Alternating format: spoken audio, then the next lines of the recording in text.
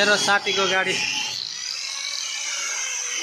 हामी चाहिँ दुईजना सँगै पढेको र साथीहरू फाप्री भन्ने जग्गा चाहिँ यहाँ रहेछ यस्तो सानो बाटोबाट हालेको मैले है मेरो गाडी चाहिँ यहाँ अनलोड हुँदैछ साथीहरू so hello guys good morning छ सबैजनालाई है जतिजना मेरो फेसबुक फ्यामिली र युट्युब फ्यामिली हुन्छ सबैजनालाई गुड मर्निङ भन्दै आज 10 तारिक सोमबारको दिन है सिलगढीतर्फ गइरहेको छु आज पनि गाइस न्यू एपिसोड है र आज चाहिँ गएर के लुट हुन्छ थाहा छैन गाडी चाहिँ यहाँ लगाएको छु साथीहरू बिहानीको माहौल छ शुभ बिहानी मेरो चाहिँ स्थानै यही हो है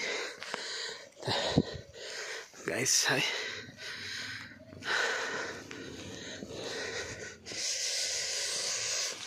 बसन्ती कुत्तीको सामने मस्त नाच्न आउने यस्तै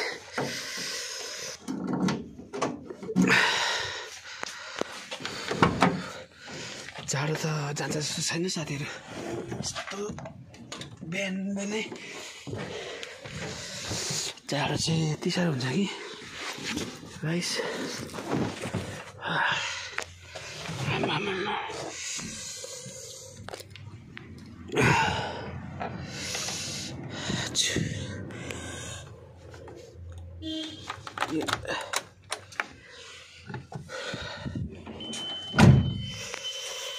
ल साथीहरू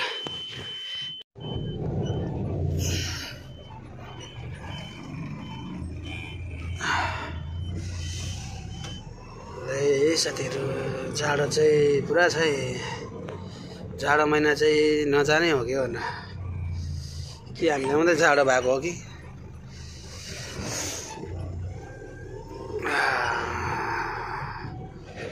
बिहान है यहाँनिर ट्रनको गाडी लागेछ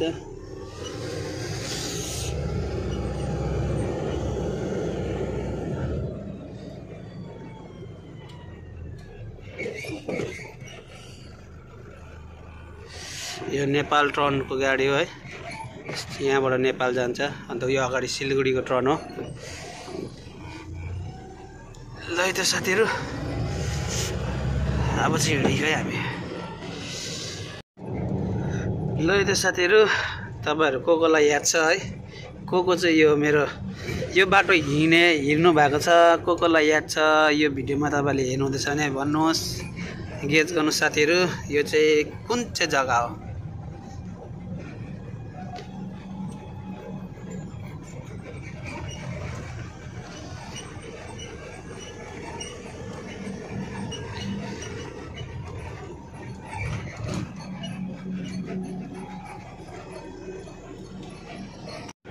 र साथीहरू है अहिले चाहिँ टाइम भएको छ 8:10-15 गएको छ है र म चाहिँ सिलगढी पुगिसकेँ र अब यता अनलोड गर्नु चाहिँ यता कचरापट्टि भन्ने ठाउँमा रहेछ है अन्त त्यतापट्टि जाँदैछ साथीहरू हाम्रो पनि है माथि सिक्किमको बाटो चाहिँ यत्तिकै भयो भने चाहिँ कति मजा आउँछ होला गाडी कुदाउनु चाहिँ है हेर्नुहोस् न गाइस अब यस्तो दामी बाटो छ है यो चाहिँ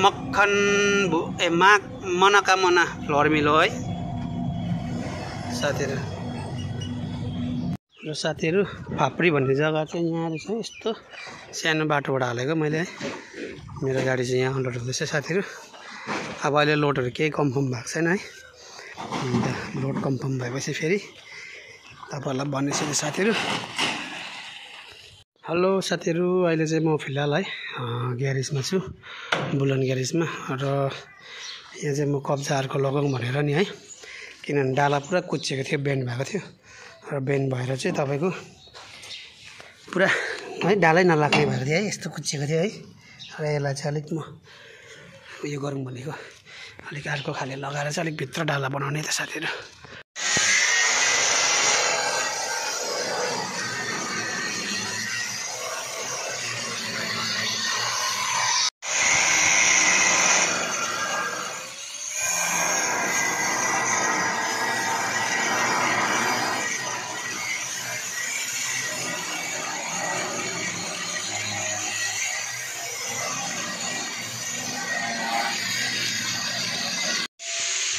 सबै यस्तो दबिसकेको छ नि गाइस हेर्नु नि डाला त्यस्तो भइसक्यो।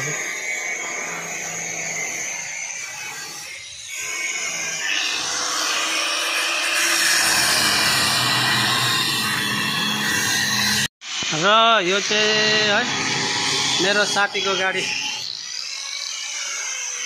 हामी चाहिँ दुईजना सँगै पढेको रालप स्कुलमा है। उसको गाडी चाहिँ यहाँ हालेको रहेछ, रेडी भइसकेको रहेछ गाडी चाहिँ बनाएर पनि है। मिसिन बोक्नु लागि रहेछ, लाने बेला भइसकेको रहेछ। गाडी चाहिँ बनेर रेडी भइसकेको रहेछ। गाडी भित्रमा हेर्नु नि है, मजाको बनाइसकेको रहेछ।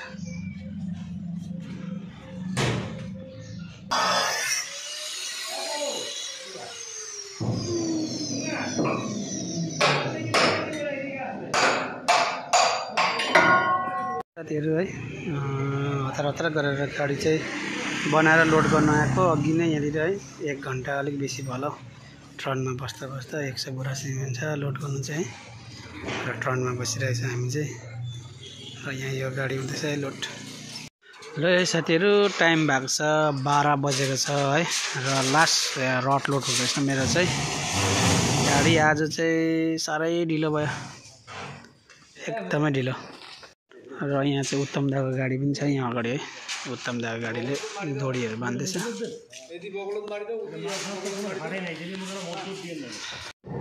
ल साथीहरू बिहानको 5:10 भएको छ है। र अहिले हामी 5:10 मा चाहिँ रम्फू सिक्किम र बेङ्गाल चेकपोस्ट आइपुग्यो है। अब यहाँ इन्ट्री गर्नुपर्छ। हेरौँ कति टाइम लाग्ने हो। ल त साथीहरू है तपाईँहरूलाई देखाउने छ है त। आज चाहिँ एक पनि सुताइ भएको छैन है हाम्रो।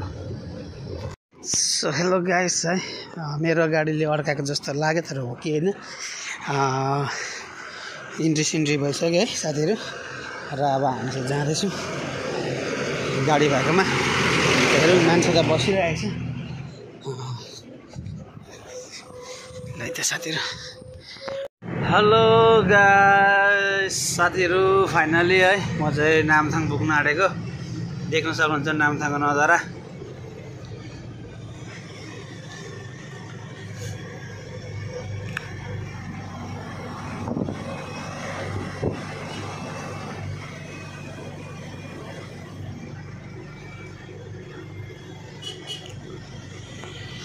साथीहरू नमस्ते छ है।